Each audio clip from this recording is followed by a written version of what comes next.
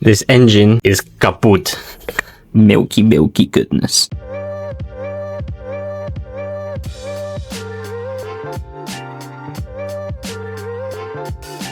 Good morning, ladies and gents. Today we're working on getting more caster because the car wasn't self-correcting when it was skidding. We had to like flick it back in to a certain point.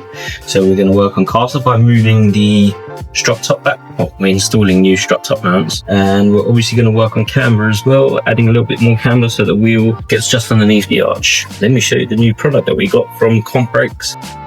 It's a company that I found online. They make these strut mounts for them, but the quality of these, I mean, I already bought these originally, but they were the wrong side. So yeah, these are the new parts that we're working with, the new Brakes. Obviously, got the adjustment that way, but I'm going to install it. Not so we're just working with caster. We install it at a little bit of a pitch. We're working with caster and camber. That's the idea. Let's see how it goes. Might work, might not. These are hopefully the right size. I've not even test fit them yet, so let's have a look, I guess.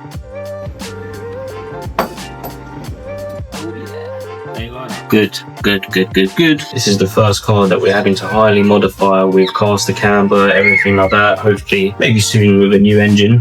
I'm going to redo the tappets, get rid of the tapping noise. The compression test came back completely fine.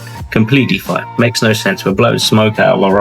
I reckon either the tappets are out and we're just horrendously over fueling, or I don't know, maybe the valves are burnt or something, but we'll find out. I'll redo the tappets, and then yeah, if it still ain't working, then yeah, new engine. That to me seems about right. So not only running camber, but we're running caster at exactly the same time. Okay, so a small little dilemma. Obviously, as you can see here, I'm pointing just off of this one here. So I'm one hole back away from that, pointing at this one. And then on the passenger side, I've gone and pointed it directly at that hole. And I've not dialed this car in. I don't know where I'm supposed to be at, how good caster can be, how good camber can be. But I think I'm going to choose this one where I'm a little bit more over to the inside. I think I'm going to stick with this one. So I'm going to change this side. Yeah, so I've managed to go and sort these out. So we've got them in that side, that in that side. The wheels sit. The thing I don't understand is they haven't gone in massively. I haven't got a massive amount of angle. But yeah, I think over fenders are required to close that gap up. But yeah, I definitely need over fenders. I need to drop it down a bit. So I need to get lower springs. I'm not running coilovers because coilovers are a ridiculous price for these cars. So yeah, lowering springs, stiffer springs. But that is looking good with these new, I can't even remember where I got them from. Brakes, yeah, from a company called Brakes. So they're good. They're all adjusted all the way back, all the way in. So I have caster and angle. However, if we go back to the back, the only thing I'm still looking for some coilovers because the car is a bit boaty. So I'm still shopping around for coilovers. The next main thing is obviously sort out the front end. The front end's pretty much done. I am doing the tappets. I am literally preparing to do the tappets right now. Gone ahead and started stripping a bit off so I can get to the valve covers. Obviously took the throttle body off just so I can get to the valve covers and start looking at the tappets. Once the tappets are done, we get to diagnose if the engine's good. Apart from that, we are absolutely ready. We've got angle, we've got toe, we've got cast. Oh yeah, I'm running a slight degree of toe if you can see. Yeah, so when I'm talking about over fenders, I'm not actually talking about over fenders. Shock horror. I'm talking about extended arches. So obviously I want to get this gap reduced and have a extended arch put on. Obviously we're running spacers just so we can get that extra angle, extra turn. Remove the spacers, the wheel sits in too far and then it hits the back of the inner arch, which we don't want. So I've got quite chunky spacers on there. So the idea is obviously get lowering springs, bring that in. I'm not sure about if I want to roll the arches and then put the extensions on, or after we put the extension arches on, we'll see, and then we might have to massacre the original arch, which would be great, and I'm pretty sure the purists will absolutely love me. Yeah, so it's not over fenders, it is just extension arches.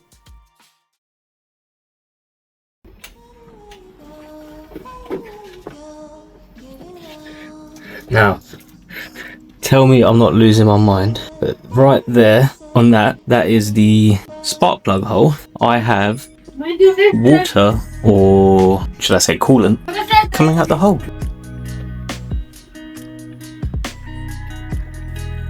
That to me is clear water. So this engine is kaput.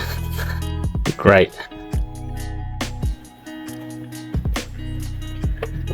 Right, if we're going for the engine swap, let's just send it. I'm going to tighten this up, see what we get out of it. Let's just blow the motor. I don't care. We're going to get a new one.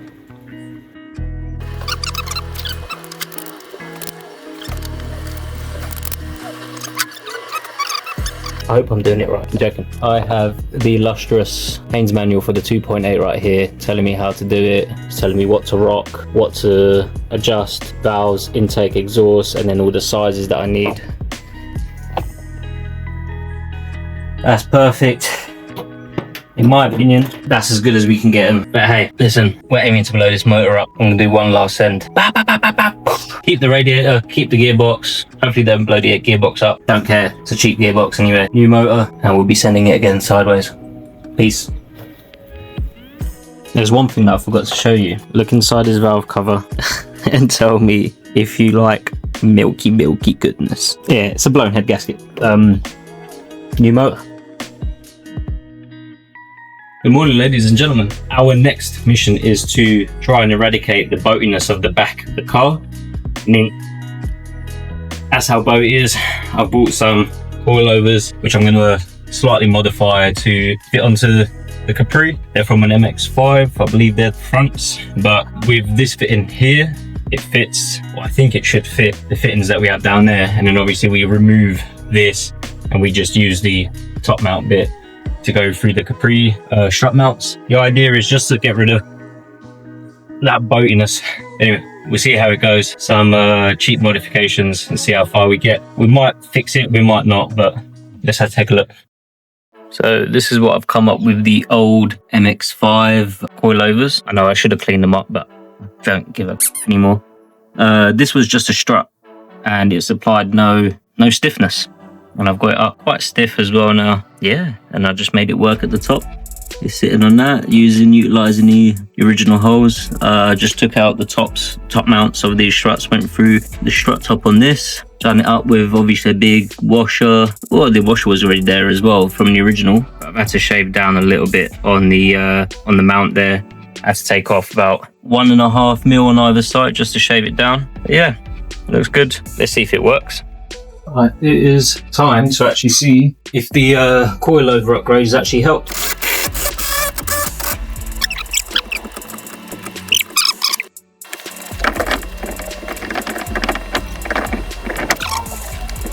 I don't know about you guys, but I get excited when I have to check if my hillbilly hacks work. Oh! Okay, throw it back to the old clip.